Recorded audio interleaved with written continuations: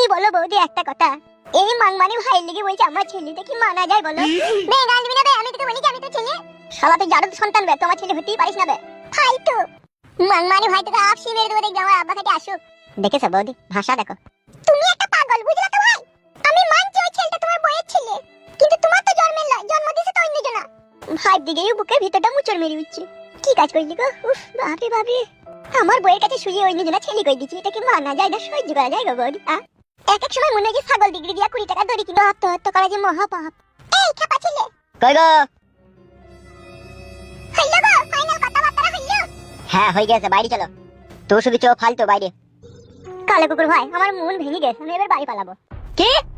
ঠিকই বলছি গো ভাই, আমি পালাবো। শালা বৈদ্যুকে না আসর ধুইয়ে না প্যান্ট জামা খুলে টেনে টেনে লিবার পায়ে দড়ি বেঁধে, চিনিস তোমাকে? শালা বৈদ্যুকে মারি মরাইছি। আমাকেও সেই তখন থেকে দুবার তিনবার করে বলছে আমি বাড়ি পালাবো।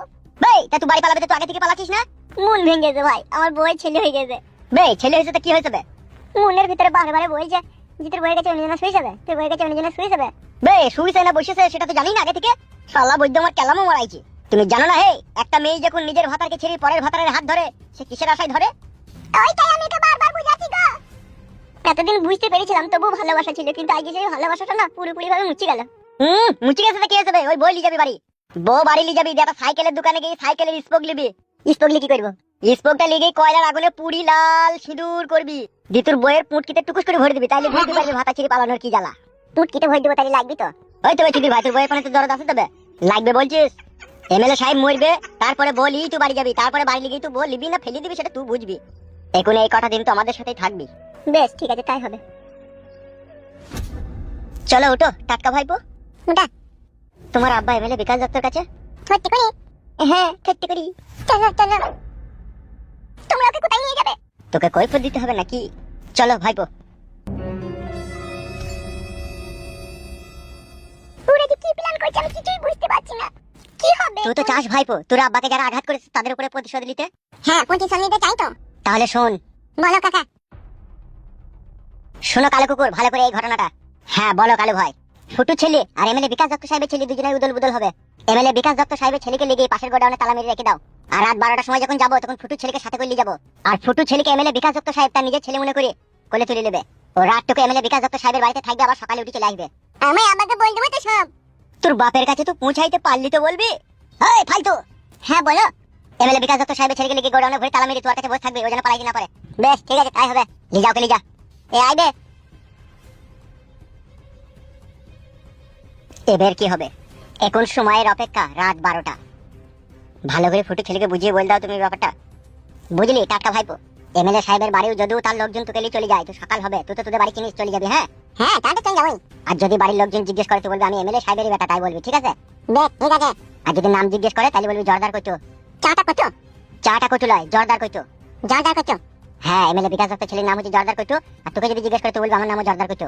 কেন তোকে নামটা বলবো না? না বে। কি বলেন নাম বানা জর্দার কত? এ বাপ, চ্যাঁচুকু বুঝতে পেরেছিস তো? হ্যাঁ বুঝতে পেরেছি। এখন শুধু রাত 12টা বাজতে দে, তারপরে এখান থেকে আমরা দুজন যাব, ঠিক আছে? হ্যাঁ হ্যাঁ বুঝতে পেরেছি। রাত 12টা, তারপরে বিকাশ দত্ত তোর মৃত্যুর ঘন্টা বেজে উঠবে।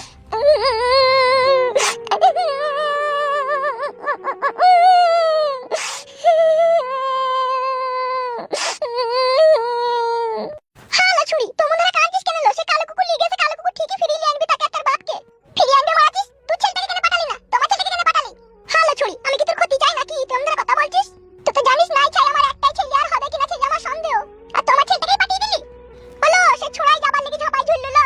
আমি পাঠাইনি তাকে, আমি দাদু ভাইকে কত ভালোবাসা আমি পাঠিয়ে দেবো। এখন কি হবে বলতো? যদি তার একটা ক্ষয়ক্ষতি হয়ে যায়? বলো কিচ্ছু হবে না, লো তারা সাথে আছে তো। তুই এমন একটা কাজ করে ফেললি আমাকে না জিজ্ঞেস করে। বৌমা, তুমি একদম মন খারাপ করো না, একদম তুমি চিন্তা করো না। তুমি বুঝতে পারছো না বাবা, আমার কলজির ভিতরটা পুড়ে গেছে আমার ছেলে চাচু খুলে গিয়ে। ভগবান না করুক যদি একটা কোনো দুর্ঘটনা ঘটে যায়, তাহলে আমি কে নিয়ে কাকে নিয়ে বাঁচবো বলতে পারো বাবা? ও বাবা, তুমি যাও দিতে চাচুকে নিয়ে আনো গা। তোরও মন খারাপ করছিল আই বাপ। হ্যাঁ, আমি আর ওইটা খেতে খেলা করে ওকে দেখতে পেছনে বলে আমার মন খারাপ করছে। আমার কি সর্বনাশ হইলো। আমার চাচুকে বেটা, কোথায় আছিস বাপ? শোনা বাপ আমার রে। চুপ করো বৌমা, চুপ করো।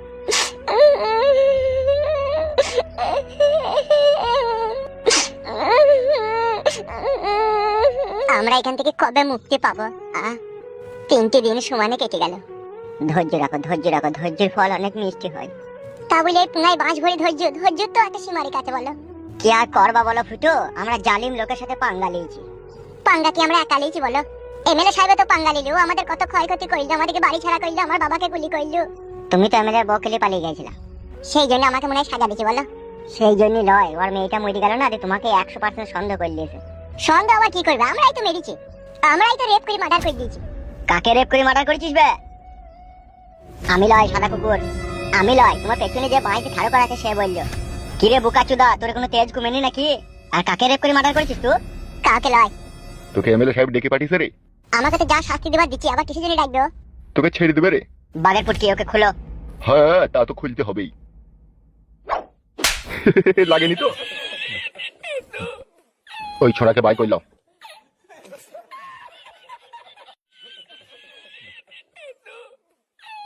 আজকে তো তারিফ করছিল এমএলএ বিকাশ দত্ত সাহেব। তাই নাকি? হ্যাঁ বে। ভাই ওই দিকে দেখছিস? দেখার কিছু নাই, চহাট।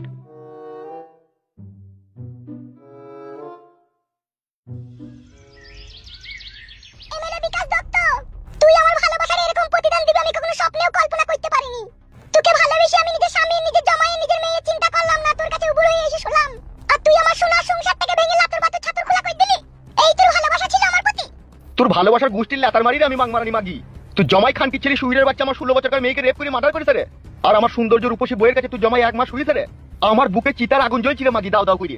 আর তুই এসেছিস তুই জমাইয়ের হয়ে উকালিত করতে। আমাকে মেরে দাও তাইলে, ওদের সাথে সবাইকে মেরে দিলে। তোমার যখন জীবনের আশা মেরে আকাঙ্ক্ষা মেরে তাহলে মেরে দাও। তুই এখান থেকে যা নারকেল বেগম, মাথায় কিন্তু আমার খুঁজে যাবে না নারকেল বেগম। আমার বউ ছেলেকে তুই জমায় আর ওরা 3-4 জনের যুক্তি করে কিডন্যাপ করে রেখে দিয়েছে। কি বলছো তুমি এসব? ঠিকই বলছিল মাগি। মুখের ভাষা ভালো করো। মুখের ভাষা ভালো করে আর বাল হবে? যতক্ষণ না আমার বউ ছেলের প্রতিশোধ আমি না নেবো ততক্ষণ আমার মনে শান্তি নাই। আমি যে তোমাকে বলছি আমার কথাটাও শুনবে না? যতক্ষণ রস ততক্ষণ বস, বুঝতে পেরেছিস নারকেল বেগম? তোকে 4-5 বার আমি পাইপ দিয়ে দিয়েছি, আর আমার কোনো পাইপ দেওয়ার ইচ্ছা নাই তোকে। তুই এবার এখান থেকে যেতে পারিস, আমি আর তোর কোনো কথাই শুনবো না। আমি যেটা ভেবেছি সেটাই করবো। এই জন্যই বলে পুরুষ জাত। যতদিন আমার এই বুটাই মুখ লাগিয়ে চুমুচলি ততদিন আমার কথা শুনলি, আর বুটাই মুখ লাগানো ছেড়ে দিলে আর আমাকে ভুলে গেলি। পালালো মাংমারানি মাগি, জ্বলা জানা জ্বলাস না। বেশ মাংমারানি মেঘু, তোকেও আমি দেখে নেবো। তুই আমার কথা যখন শুনলি না, তুইও বউ ছেলে কি করে সুখে সংসার করতে পারিস তাও আমি দেখে নেবো। পালালো ঢেমুন মাগি। একটা কথা সাচ্চা, আমি কিন্তু পাক্কা হারামির বাচ্চা। সেটা তো